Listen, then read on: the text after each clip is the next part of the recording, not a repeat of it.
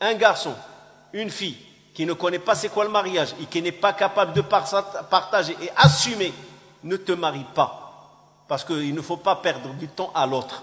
Et que cet autre soit un garçon, soit une fille, ne lui fait pas perdre son temps. Si toi, tu n'es pas sérieux, peut-être elle est sérieuse. Et je m'adresse à la fille, je lui dis, si toi, tu n'es pas sérieuse, peut-être lui, il est sérieux. Alors ne lui fais pas perdre du temps. On ne se marie pas pour le plaisir de dire, je me suis marié. Non, on se marie pour dire, je suis en train de mener une mission sur terre. C'est quoi cette mission? Fonder un foyer et fonder une société. C'est comme ça qu'on peut devenir quelque chose qui a du poids et qui a du sens.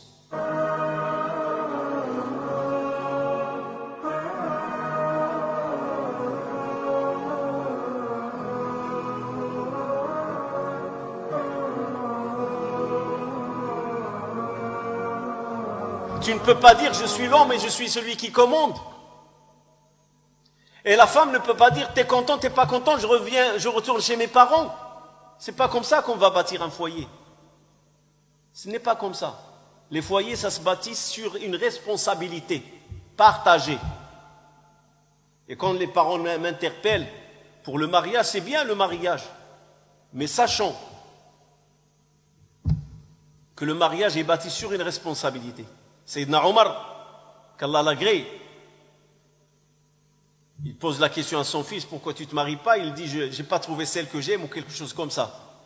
Et Omar, il répond par sa sagesse, l'homme de la sagesse, l'homme que le prophète, sallallahu alayhi wa sallam, il a dit, Allah t'a donné le discernement entre les yeux. Satan, quand il te voit, il prend une autre voie. Vous savez qu'est-ce qu'il a dit à son fils? Et depuis quand les foyers sont bâtis sur l'amour? Et malheureusement, et je m'adresse surtout à nos filles musulmanes aujourd'hui, c'est la mentalité de la société. Il faut que notre fille, il faut qu'elle aime. Elle aime la taille. 1m80, bien coiffé, bien stické. On dirait il est fabriqué dans une usine au laser, il est coupé au laser. Il ne faut pas qu'il y ait de défaut. Et s'il est plus bas qu'1m70, il est petit de taille. Et les frères aussi. Ils cherchent des poupées. Comment il est dans ses yeux, comment il est dans son corps. Et malheureusement, vous croyez qu'en allant avec ces principes, subhanallah, quand je lis l'histoire de certains savants de l'islam, quand ils racontent l'histoire du mariage de leurs parents, Ahmed ibn Hanbal, on raconte que son père, la nuit de noces, quand il est rentré pour voir sa femme que ses parents lui ont choisi, chose qui est un rêve aujourd'hui, un rêve, qu'un garçon accepte le choix de ses parents. Aujourd'hui, le choix passe par moi. C'est moi, c'est à moi de se marier, c'est à moi de la choisir, et elle dit c'est à moi de le choisir. Ahmed ibn Hanbal, son père, quand il est rentré, on raconte dans l'histoire, il n'a rien trouvé de beau chez cette femme-là. Elle était consciente qu'elle n'était pas belle. Et il lui a dit, patiente, ne te précipite pas envers moi. Ne me juge pas vite.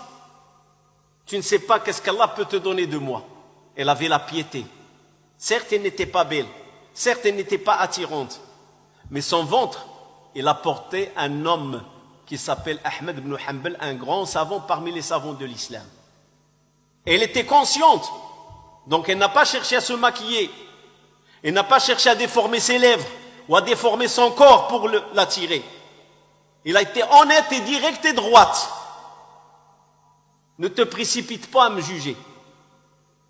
C'est Allah qui m'a créé comme ça. Elle n'était pas belle, elle n'était pas attirante. Comme Julaybib, le jeune Julaybib qui n'était pas attirant et les filles le rejetaient. Et aucune ne voulait de lui. Alors il lui a dit, mais si tu es patiente avec moi, tu ne sais pas qu'est-ce qu'Allah te donnera de moi. Aujourd'hui, on va prendre ce langage comme baratiné, comme un magnétisme. Il l'a fait dormir. Elle a bien réussi à le faire dormir. Non, effectivement, elle était sincère. Et Allah leur a donné un garçon qui s'appelle Ahmed ibn Hanbal. L'histoire, je l'ai vue, elle est masha'Allah. Et je ne crois pas, aujourd'hui, si on raconte cette histoire, c'est du rêve. Non, notre jeunesse n'y croit pas. Aujourd'hui, le frère choisit, la sœur choisit. Ils vivent sur les nuages. Et tout est maquillage. Et rien de vrai. Rien de vrai. Wallahi, rien de vrai. Vous savez quand est-ce que vous allez découvrir votre épouse? Et je m'adresse à l'épouse. Tu sais quand est-ce que tu vas trouver ton époux et le découvrir? Quand tu seras avec lui entre quatre murs.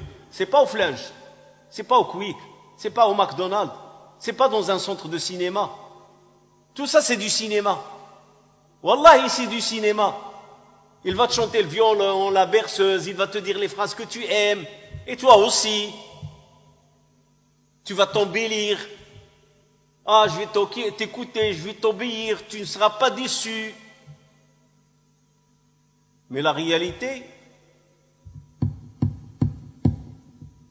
elle se manifestera, elle s'imposera. Alors pourquoi se mentir? Pourquoi se leurrer? Pourquoi s'induire en erreur les uns les autres? Pour se trouver devant les tribunaux pour un divorce?